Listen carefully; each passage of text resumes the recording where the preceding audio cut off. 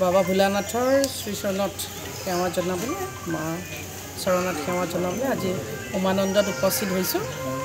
আমাৰ কাৰ্যকৰ্তাসকল আছে আমাৰ লগত আৰু খুব ভাল লাগিলে, আশীৰ্বাদ ল'লোঁ ভগৱন্ত প্ৰভুৰ আৰু এক সুন্দৰ পৰিৱেশ আৰু বতৰেও খুব ভাল লাগিছে।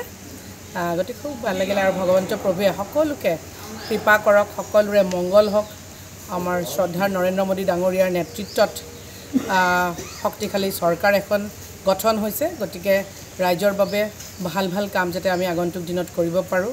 ডক্টৰ হিমন্ত বিশ্ব শৰ্মা ডাঙৰীয়াৰ নেতৃত্বত আমাৰ যি ৰাজ্য চৰকাৰ চলি আছে, ৰাইজৰ কাৰণে দুইখন চৰকাৰে মিলি যাতে ৰাইজৰ উন্নয়নৰ কাৰণে, ভাৰতবৰ্ষৰ উন্নয়নৰ কাৰণে, অসমৰ উন্নয়নৰ কাৰণে যাতে কাম কৰি যাব পাৰোঁ, তাৰ বাবে ভগৱন্ত প্ৰভুৰ ওচৰত আশীৰ্বাদ বিচাৰিছোঁ আৰু সকলোৰে ভাল হওক তাকে কামনা কৰিছোঁ।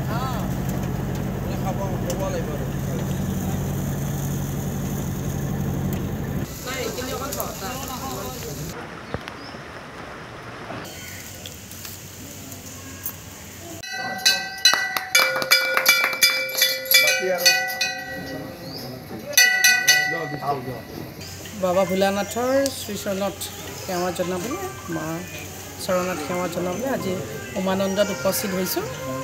আমাৰ কাৰ্যকৰ্তাসকল আছে আমাৰ লগত আৰু খুব ভাল লাগিলে, আশীৰ্বাদ ল'লোঁ ভগৱন্ত প্ৰভুৰ আৰু এক সুন্দৰ পৰিৱেশ আৰু বতৰেও খুব ভাল লাগিছে। গতিকে খুব ভাল লাগিলে আৰু ভগৱন্ত প্ৰভুৱে সকলোকে কৃপা কৰক, সকলোৰে মংগল হওক। আমাৰ শ্ৰদ্ধাৰ নৰেন্দ্ৰ মোদী ডাঙৰীয়াৰ নেতৃত্বত শক্তিশালী চৰকাৰ এখন গঠন হৈছে। গতিকে ৰাইজৰ বাবে ভাল ভাল কাম যাতে আমি আগন্তুক দিনত কৰিব পাৰোঁ। ডক্টৰ হিমন্ত বিশ্ব শৰ্মা ডাঙৰীয়াৰ নেতৃত্বত আমাৰ যি ৰাজ্য চৰকাৰ চলি আছে, ৰাইজৰ কাৰণে দুইখন চৰকাৰে মিলি যাতে ৰাইজৰ উন্নয়নৰ কাৰণে, ভাৰতবৰ্ষৰ উন্নয়নৰ কাৰণে, অসমৰ উন্নয়নৰ কাৰণে যাতে কাম কৰি যাব পাৰোঁ, তাৰ বাবে ভগৱন্ত প্ৰভুৰ ওচৰত আশীৰ্বাদ বিচাৰিছোঁ আৰু সকলোৰে ভাল হওক তাকে কামনা কৰিছোঁ।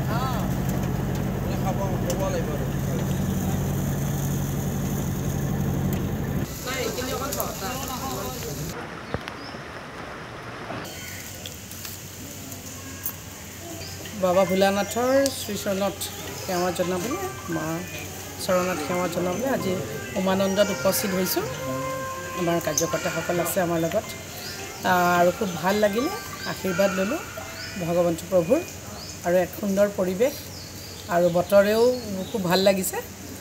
গতিকে খুব ভাল লাগিলে আৰু ভগৱন্ত প্ৰভুৱে সকলোকে কৃপা কৰক, সকলোৰে মংগল হওক। আমাৰ শ্ৰদ্ধাৰ নৰেন্দ্ৰ মোদী ডাঙৰীয়াৰ নেতৃত্বত শক্তিশালী চৰকাৰ এখন গঠন হৈছে। গতিকে ৰাইজৰ বাবে ভাল ভাল কাম যাতে আমি আগন্তুক দিনত কৰিব পাৰোঁ। ডক্টৰ হিমন্ত বিশ্ব শৰ্মা ডাঙৰীয়াৰ নেতৃত্বত আমাৰ যি ৰাজ্য চৰকাৰ চলি আছে, ৰাইজৰ কাৰণে দুইখন চৰকাৰে মিলি যাতে ৰাইজৰ উন্নয়নৰ কাৰণে, ভাৰতবৰ্ষৰ উন্নয়নৰ কাৰণে, অসমৰ উন্নয়নৰ কাৰণে যাতে কাম কৰি যাব পাৰোঁ, তাৰ বাবে ভগৱন্ত প্ৰভুৰ ওচৰত আশীৰ্বাদ বিচাৰিছোঁ আৰু সকলোৰে ভাল হওক তাকে কামনা কৰিছোঁ।